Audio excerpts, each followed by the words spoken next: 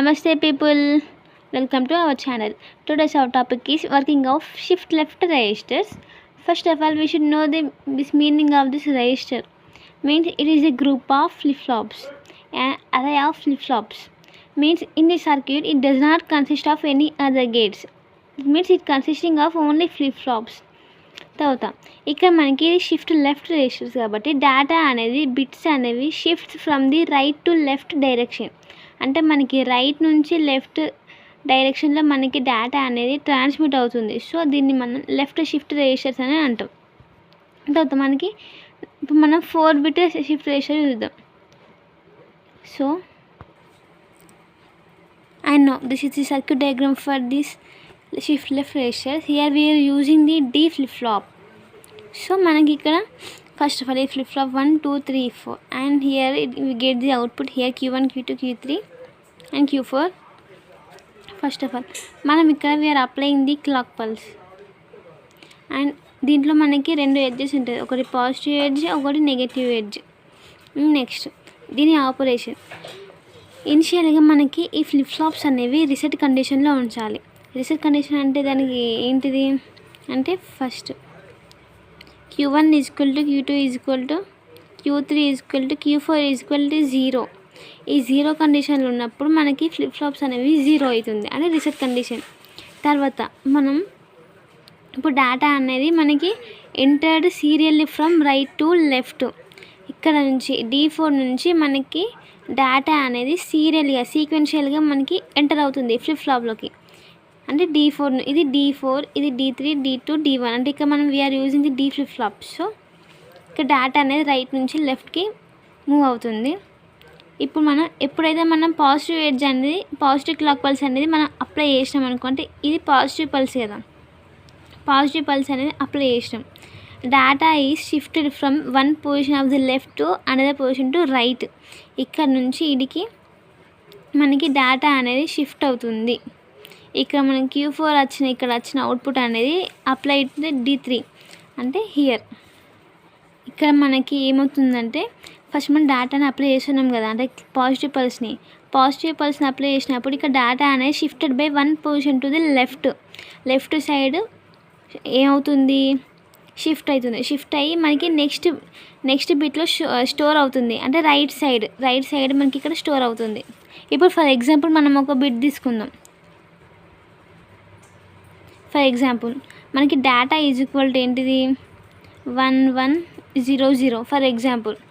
ఇప్పుడు మనకి ఇది MSB, ఇది B0, ఇది B1, ఇది B2, ఇది B3. తర్వాత ఫస్ట్ ఇనిషియల్గా మనకి ఈ ఫ్లిప్ ఫ్లాప్స్ 4 ఫ్లిప్ ఫ్లాప్స్ అనేవి మనకి రిసెట్ కండిషన్లో ఉంది కాబట్టి బిఫోర్ షిఫ్ట్ ఆపరేషన్ మనకి ఏమవుతుంది డేటా అనేది 4 zeros ఉంటాయి కదా. తర్వాత మనం ఫస్ట్ క్లాక్ పల్స్ ఎప్పుడైతే అప్లై చేసినామో మనకి ఏమవుతుందంటే మనకి B0 అంటే ఇక్కడ మనకి MSG బిట్ కదా, ఈ MSG బిట్ అనేది entered into the D4 flip flop.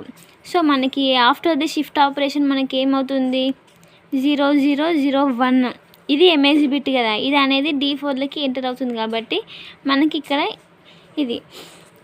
తర్వాత ఇది బిఫోర్ ఇది ఆఫ్టర్.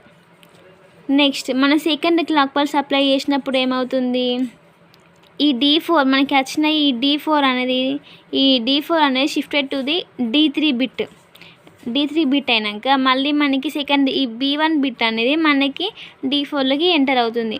అంటే మనకి నెక్స్ట్ ఏమవుతుంది సెకండ్ టైం ఈ సెకండ్ క్లాక్ పల్స్ అప్లై చేసినప్పుడు ఏమవుతుందంటే 0011.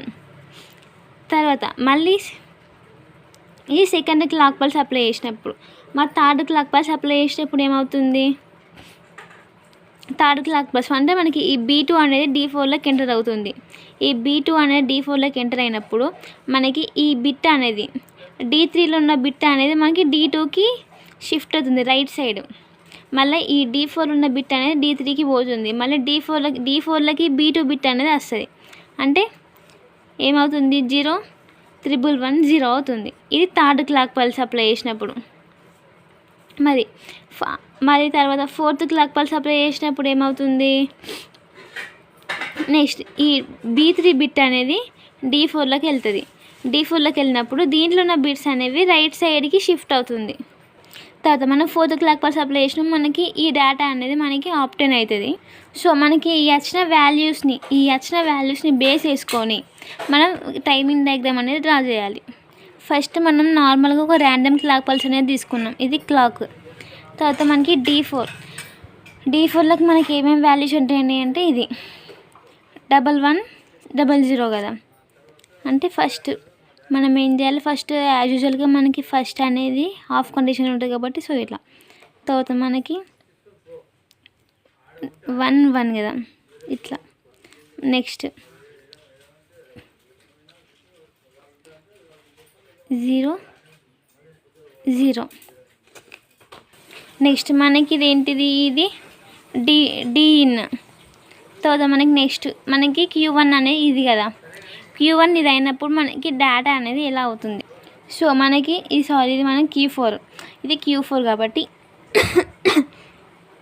ఏమవుతుందంటే డేటా ఇక్కడ ఇది 0 0 0 1 ఇట్లా పెట్టుకొని ఇట్లా.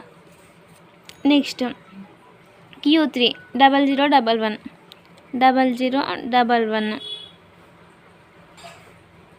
Next Q2 0 11 0 0 11 0. నెక్స్ట్ Q1 ఎంత 11 00.